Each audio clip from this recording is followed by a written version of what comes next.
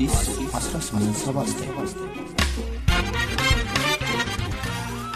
ይህ የአዲስ 1879 የታሪክ ማስታወሻ ነው።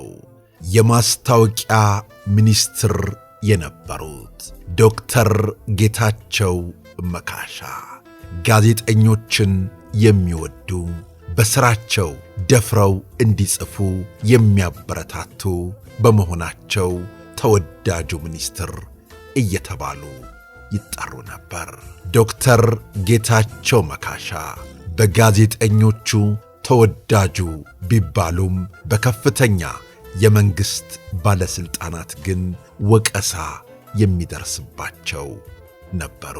ወቀሳው የሚመጣው ደግሞ ጋዜጠኞችን አትቆጣጠራቸውም፣ የፈለጉትን እየጻፉ ይሰድቡናል፣ ባሽሙር እንዲወርፉ ያደርጉናል እያሉ ይተቿቸዋል።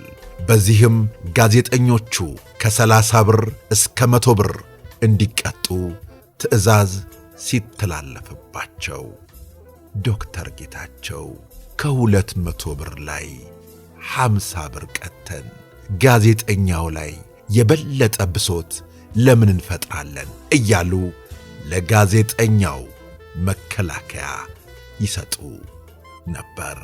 የማስታወቂያ ሚኒስትሩ ዶክተር ጌታቸው በመጨረሻ ከሚኒስትርነት ተነሱ። ወደ ህንድ በአምባሳደርነት ለሹመት ሊላኩ ሆነ። ጋዜጠኞቹ ልዩ የመሸኛ ዝግጅት አደረጉ።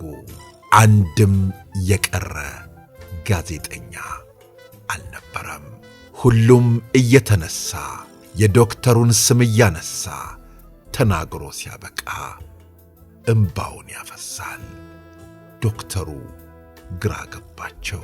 ለለቅሶ ከሆነ የጠራችሁኝ ከዚህ በኋላ የእናንተን አስተያየት የምሰማበት ጊዜ የለኝም፣ በትክክል ስሜታችሁን ግለጹልኝ አሏቸው። ጋዜጠኞቹ ግን አልቻሉም። ወንድ ሴት ሳይል ሁሉም ያለውን ፍቅር እየገለጸ እምባውን ያፈስ ጀመር። የዚህን ጊዜ ዶክተር ጌታቸው ተናገሩ። አምባሳደርነት እኮ ሹመት ነው፣ ሳሙኝ እንጂ የማስታወቂያ ሚኒስትር የገና ዳቦ ነው። ከላይ እሳት ከታች እሳት ነው። በእውነት ለናንተ ስል ተቀቅያለሁ። አሁን ግን በሰል ብያለሁ። ይህን መብሰሌን ተመልክተው ነው ወደ ህንድ ለአምባሳደርነት የመረጡኝ።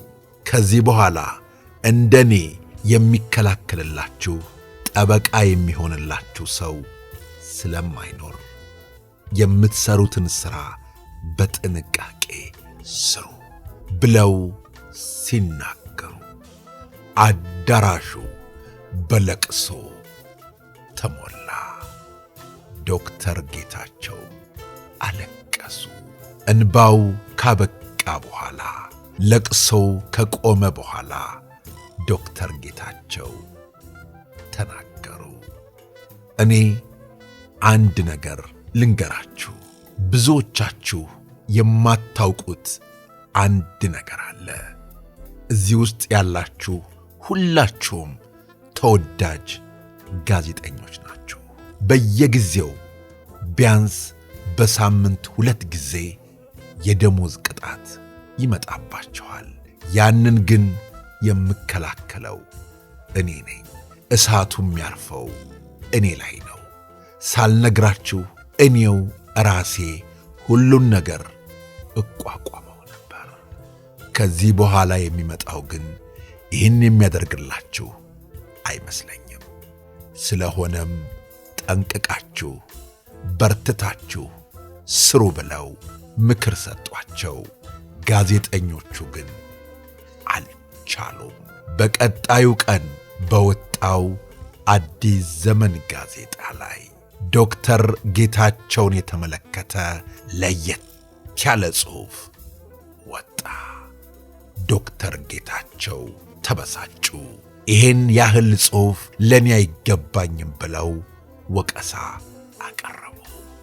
በዚህማ ሊገድቡን አይችሉም ብለው ሁሉም አስተያየታቸውን ሰጡ። ይህ አስተያየት ግን በከፍተኛ የመንግሥት ባለሥልጣን ዘንድ ቅሬታን ፈጠረ። ጌታቸው ሆን ብሎ ያሰራው ሥራ ነው ተብለው ትችት ደረሰባቸው። እንዳሉትም ዶክተር ጌታቸው ከሥልጣን ከተነሱ በኋላ ጋዜጠኞቹ ላይ የክስ አይነት ይዘንብባቸው ጀመር።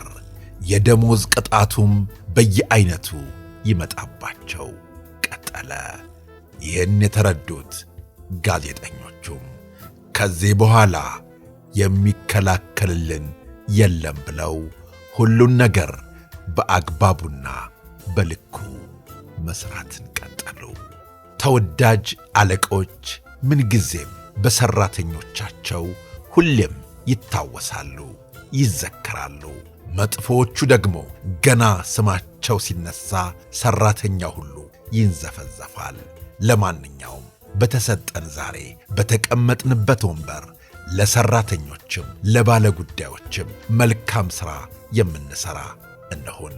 ቤተሰቦቻችን አሁንም የተለያዩ ታሪኮችን ማቅረባችን እንቀጥላለን። ስለ አብሮነታችሁ፣ ስለ ወዳጅነታችሁ ከልብ እናመሰግናለን። አዲስ 1879